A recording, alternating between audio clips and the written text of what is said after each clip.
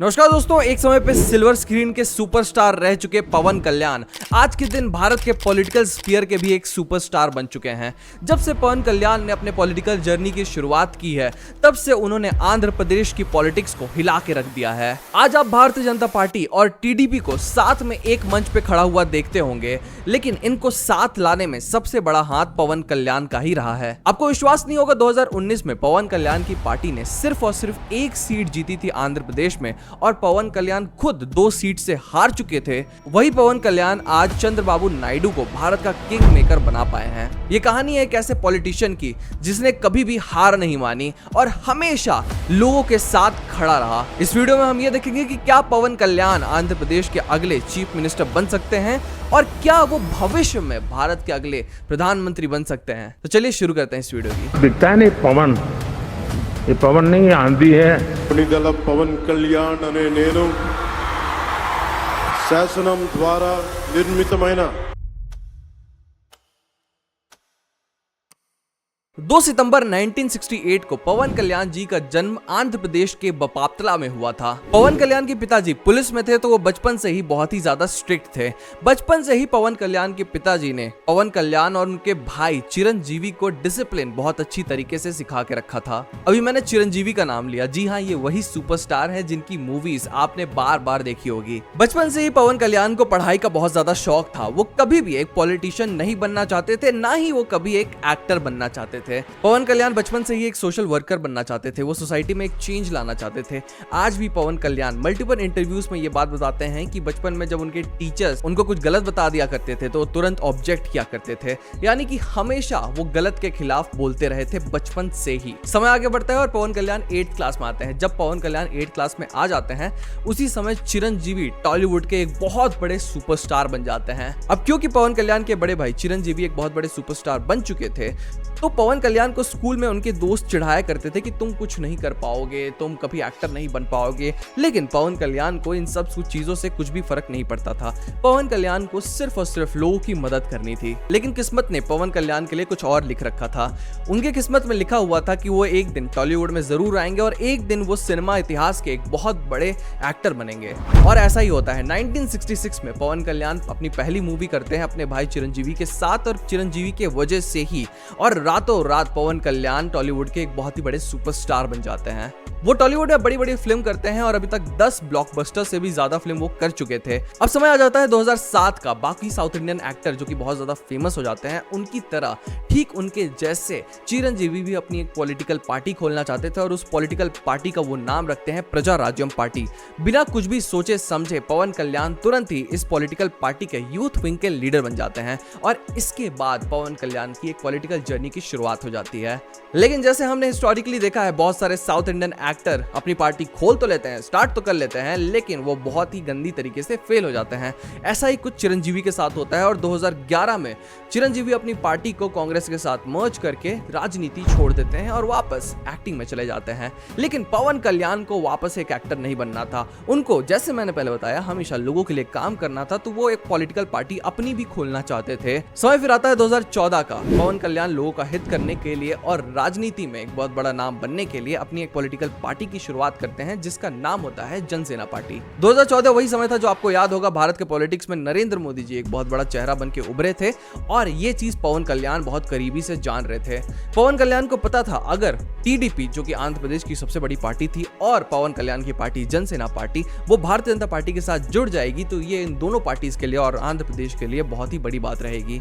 पवन कल्याण बहुत प्रयास करते हैं और आखिरी में टीडीपी और भारतीय जनता पार्टी साथ में जुड़ ही जाती है। और 2014 का इलेक्शन आपको याद ही होगा, हिस्टोरिक इलेक्शन था वो भारत के इतिहास का। पवन कल्याण आंध्र प्रदेश के पॉलिटिकल स्फीयर में आज भी एक नए नेता हैं, लेकिन वो आंध्र प्रदेश की पॉलिटिक्स के लिए एक ब्रेथ ऑफ फ्रेश एयर हैं। अगर आपको पवन कल्याण की पॉलिटिक्स को थोड़ा सा भी समझना है तो आपको आंध्र प्रदेश की पॉलिटिक्स को समझना पड़ेगा। आंध्र प्रदेश की पॉलिटिक्स ठीक वैसी पॉलिटिक्स है जैसे कि भारत के हर अगले स्टेट में पॉलिटिक्स होती है। जातिवाद बेस्ड पॉलिटिक्स वहां पे भी बहुत ज्यादा मशहूर है। आंध्र प्रदेश में टीडीपी और वहां की जो बाकी पार्टीज है वो हमेशा कास्ट बेस्ड पॉलिटिक्स किया करती है। अब पवन कल्याण शुरू से ही कास्ट बेस्ड पॉलिटिक्स और रिलीजन बेस्ड पॉलिटिक्स के सख्त खिलाफ थे। पवन कल्याण इन सब चीजों के खिलाफ आवाज भी उठाया करते थे और वो हमेशा डेवलपमेंट की राजनीति के बारे में बात किया करते थे और ये चीज आंध्र प्रदेश के यूथ को बहुत ही अच्छी लगी थी। तो बहुत ही ज्यादा जो यूथ सपोर्टर होते हैं, यूथ जो ऑडियंस थी आंध्र प्रदेश की, वो तुरंत ही पवन कल्याण को सपोर्ट करने लगती है। अब आपको मैंने पहले बताया कि कैसे टीडीपी और भारतीय जनता पार्टी के साथ पवन कल्याण जुड़ गए थे, लेकिन आपको जान के हैरानी होगी कि बाकी पार्टी में जैसे अलायंस बनती है और एक दूसरे के पार्टी वाले एक दूसरे के चमचे ऐसे बन जाते हैं, पवन कल्याण ऐसे बिल्कुल भी नहीं थे। पवन कल्याण अपनी ही अलायंस की पार्टीज के खिलाफ बोलते रहे हैं हिस्टोरिकली, जब जब लोगों के साथ कुछ गलत हुआ है और उनकी पार्टी अलायंस की पार्टी ने उसके खिलाफ कुछ किया नहीं है। ऐसा ही एक इंसिडेंट मैं बताना चाहता हूं। आंध्र प्रदेश के एक छोटे से गांव उद्दानम, शायद मैं इसे गलत प्रोनाउंस कर रहा हूंगा, यहां पे एक रेयर किडनी की डिसीज फैली हुई थी और इस रेयर किडनी के डिसीज का सॉल्यूशन निकल नहीं पा रहा था और आंध्र प्रदेश की गवर्नमेंट, क्योंकि एक बहुत छोटा सा जगह था, इसके ऊपर ध्यान भी नहीं दे रही थी कि भाई वहां के लोग हैं तो उनको मरने दो। और ये समय था 2018 का, जब टीडीपी की गवर्नमेंट आंध्र प्रदेश में थी। तेलुगु देशम पार्टी का पूरा सपोर्ट करते थे पवन कल्याण, लेकिन अपनी रैली के दौरान पवन कल्याण चिल्ला कर बोले थे कि अगर मेरी मांगे पूरी नहीं होती है, उन्होंने 17 मांगे रखी थी इस जगह के लिए जो किडनी फेलियर से यहाँ पे बहुत सारे लोग, 20,000 से भी ज्यादा लोगों को यहाँ पे किडनी फेलियर से मौत हो गई थी, वो वहां पे कुछ चेंजेस करवाना चाहते थे। तो पवन कल्याण बोलते हैं कि अगर मेरी मांगे गवर्नमेंट पूरी नहीं करती है तो मैं एक फास्ट में बैठ जाऊंगा। तो वो 24 आवर्स के इसके बाद हंगर स्ट्राइक में भी बैठ जाते हैं, जिसके बाद टीडीपी की गवर्नमेंट, चंद्रबाबू नायडू की गवर्नमेंट को इस एरिया में डायलिसिस सेंटर्स और बहुत सारी मेडिकल फैसिलिटीज अरेंज करवानी पड़ती है। अभी हाल ही में लेबर्स के साथ भी खड़े रहते पवन कल्याण, जो कि पवन कल्याण की सोच को दिखाता है कि वो पॉलिटिक्स में पैसे या फिर नाम के लिए एंट्री नहीं मारे हैं, वो सच में एक चेंज लाने के लिए ही एंट्री मारे हैं। लेकिन फिर इसके बाद 2019 का समय आता है और 2019 में विधानसभा चुनाव होने वाले थे आंध्र प्रदेश में और लोकसभा चुनाव होने वाले थे भारत में। आंध्र प्रदेश में पवन कल्याण अभी तक एक बहुत बड़े नाम बन चुके थे और सबका एक्सपेक्टेशन बहुत ज्यादा था पवन कल्याण से। पवन कल्याण की पार्टी जनसेना पार्टी कई सीट्स में चुनाव लड़ी थी, लेकिन फिर वो सिर्फ और सिर्फ एक सीट में आंध्र प्रदेश के विधानसभा चुनाव में इलेक्शन जीत पाई थी और पवन कल्याण खुद जहां 2 जगह से चुनाव लड़े थे, वो 2 जगह से पवन कल्याण हार चुके थे। ये पवन कल्याण और उनकी पार्टी के लिए एक बहुत ही बड़ी डिफीट थी। इस समय पवन कल्याण अपनी अलायंस में नहीं थे, भारतीय जनता पार्टी और टीडीपी के साथ नहीं थे, वो इंडिविजुअली लड़ रहे थे। लेकिन फिर भी पवन कल्याण एक्सपेक्टेड थे कि वो कम से कम अपनी एक सीट से तो जीतेंगे ही, लेकिन फिर भी पवन कल्याण नहीं जीत पाते हैं। इसके बाद आप सोचेंगे कि पवन कल्याण हार मान गए होंगे, क्योंकि अभी तक बहुत सारे अलग अलग जो पॉलिटिकल नेता होते, साउथ इंडिया के सुपरस्टार जो अपनी पार्टी बनाते हैं, वो एक भी इलेक्शन हार के राजनीति तुरंत ही छोड़ देते हैं। पवन कल्याण बहुत ही बुरी तरीके से इलेक्शन हार चुके थे, लेकिन फिर भी वो राजनीति नहीं छोड़ते हैं। पवन कल्याण को कहीं ना कहीं पता था कि उनको ग्रास रूट में लोगों को जानना पहचानना और भी ज्यादा शुरू करना पड़ेगा, तो वो ज्यादा लोगों से बात करने लगते हैं और आगे जाके वो ऐसा फैसला करते हैं कि वो टीडीपी के साथ जुड़ जाएंगे। क्यों मैं आपको बताता हूं। टीडीपी एक ऐसी पार्टी है जो कि ग्रास रूट लेवल पे आंध्र प्रदेश की बहुत ही ज्यादा पकड़ मजबूत है उनकी। टीडीपी बहुत ही पुरानी पार्टी है, जगह जगह पे टीडीपी के लीडर्स मौजूद हैं, वो सालों से लोगों का सपोर्ट करते आए हैं, लोगों के बारे में बात करते आए हैं। तो टीडीपी ऐसी ही एक स्ट्रॉन्गर पार्टी है आंध्र प्रदेश में, और अगर पवन कल्याण टीडीपी के साथ जुड़ जाते तो पवन कल्याण और टीडीपी मिलकर और भी ज्यादा स्ट्रॉन्ग हो जाती।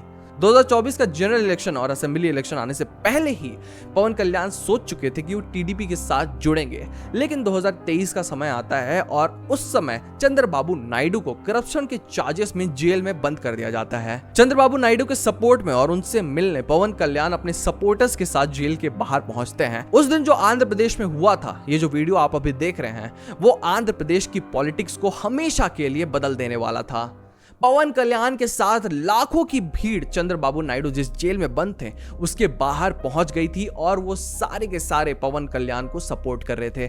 पवन कल्याण यहीं पे अनाउंस कर देते हैं कि वो 2024 का इलेक्शन चंद्रबाबू नायडू की पार्टी टीडीपी के साथ लड़ेंगे और वो जीतेंगे इस इलेक्शन को, और ऐसा ही कुछ होता है। 2024 का इलेक्शन आता है, असेंबली इलेक्शन, आंध्र प्रदेश का पूरा क्लीन स्वीप कर जाती है ये आंध्र प्रदेश की पार्टी टीडीपी, और उसके साथ पवन कल्याण की जनसेना पार्टी भी अपनी मेजर सीट्स जीत जाती है। फिर लोकसभा इलेक्शन में भी टीडीपी 16 सीट जीतती है 25 में से, और 2 की 2 सीट जीत जाती है जनसेना पार्टी, जो कि पवन कल्याण की पार्टी है। अब पवन कल्याण क्यों इतना पॉपुलर है, आपको समझने की जरूरत है। सबसे पहली बात यह है कि पवन कल्याण एक बहुत ही यंग नेता है।